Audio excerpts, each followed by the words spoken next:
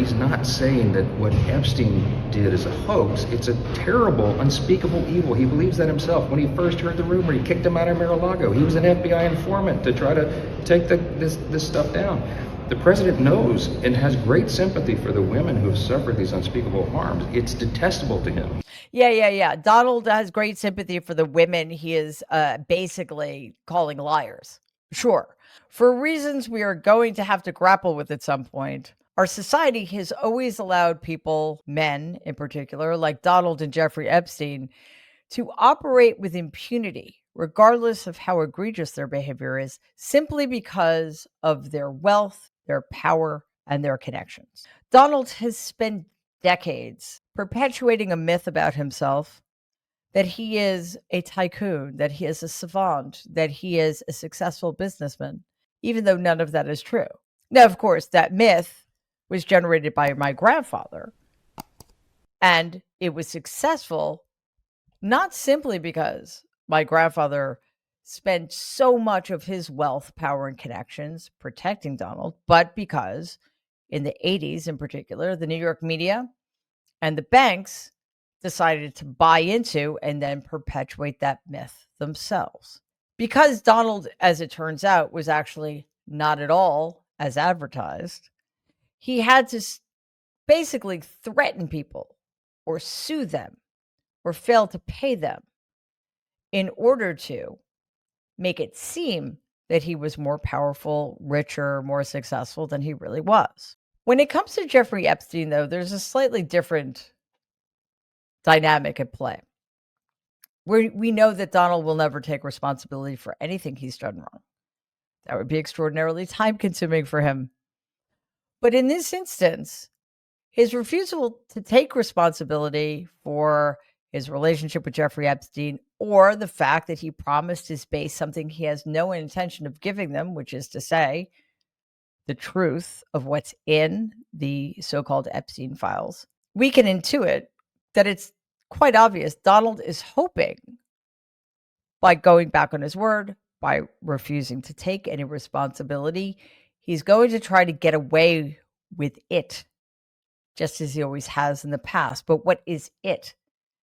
And the difference this time, it's not getting away with things that his base has no problem with, like, for example, assaulting women or committing fraud or lying or pretending to be something he's not. It's failing to give the base what he promised them, which is powerful Democrats' heads on a pike. So today I want to dive into some of the ways that people like Epstein and Donald were enabled by powerful institutions because, again, as I said, Donald continues to be a blight on our society, continues to be empowered to do us harm, not because he's good at anything or because he is intrinsically powerful or intelligent or wily or Machiavellian.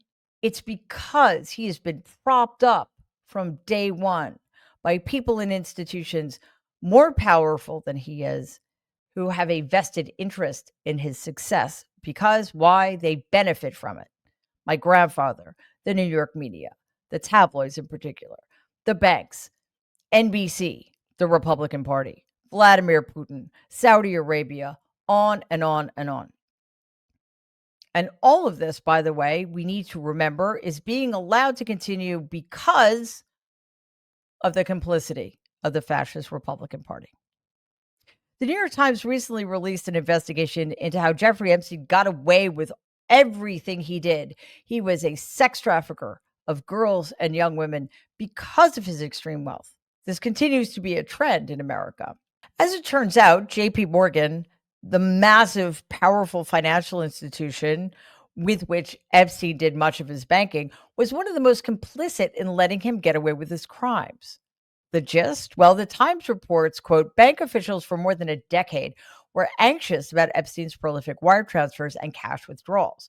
JPMorgan ultimately processed more than $1 billion in such transactions for him and warned senior management about his suspicious activities. But on at least 4 occasions over 5 years, the bank's leaders overrode those objections and continued to serve Epstein, unquote. The story chronicles many red flags, including Epstein's withdrawing hundreds of thousands of dollars in cash that, as it turns out, corresponded with the amounts of money he paid to fund his underground sex trafficking ring. But all of these signs were ultimately ignored by senior leadership. Why? Well, because Epstein was powerful. He had friends in high places, and obviously, he had a lot of money. Epstein brought a new business to JPMorgan, and that also helped him get away without any real scrutiny. Some of the clients he referred were the likes of Elon Musk and Sultan Ahmed bin Sulayman, an Emirati billionaire, two men that also happened to be tied to Donald Trump. Ultimately, JP Morgan tried to cover its tracks, reporting transactions to authorities and pointing fingers as to who let this behavior go on unimpeded. But the damage was done. Epstein and his accomplices, including Ghislaine Maxwell and those yet unidentified but whose names could conceivably be in the Epstein files, got away with the sex trafficking of girls and young women for years. This is how men like Donald and Jeffrey Epstein get away with it. This is how they accrue power and become more powerful, because a group of wealthy, invested, powerful other men help keep it this way. Of course, it isn't just financial institutions. Political insiders are just as complicit in these crimes. One of the quickest to turn a blind eye on Donald's behavior, Epstein's behavior, and the bad behavior of others is the aforementioned fascist Republican Party, and especially House Speaker Mike Johnson. Despite running on a platform to protect children, being the, religious-y guy he is, no one lies for Donald with such ease as Mike Johnson. Just this week, the House Speaker would not stop pushing the dubious claim, and by the way, dubious or not, it's still a damning claim, that Donald was in fact an FBI informant working to incriminate Epstein.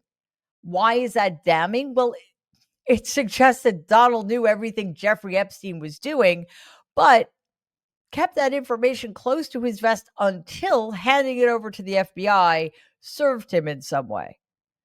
Take a look at Johnson floating this bogus story.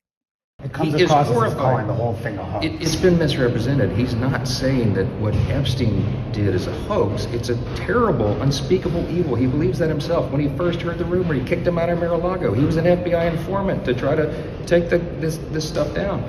The president knows and has great sympathy for the women who have suffered these unspeakable harms. It's detestable to him.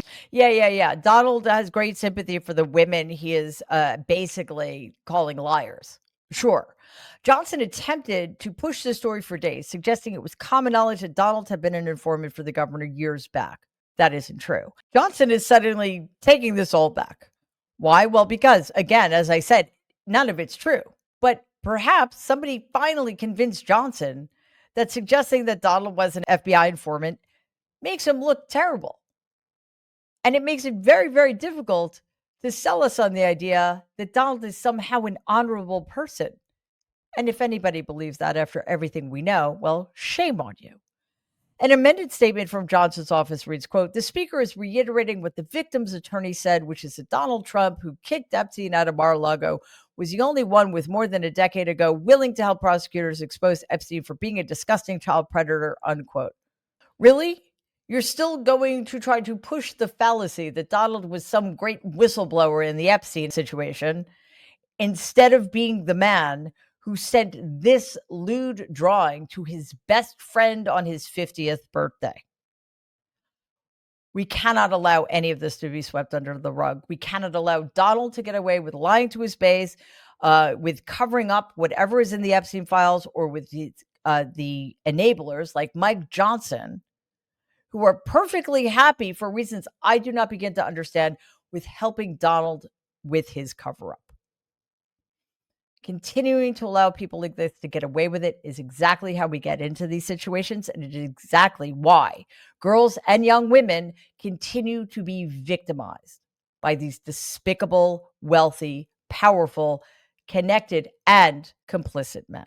Please take a second and like and share this video. It'd be awesome if you could subscribe to the channel. If you're listening to us in podcast form, please follow us and give the show a 5-star rating because it really does help other people find our content. Thanks.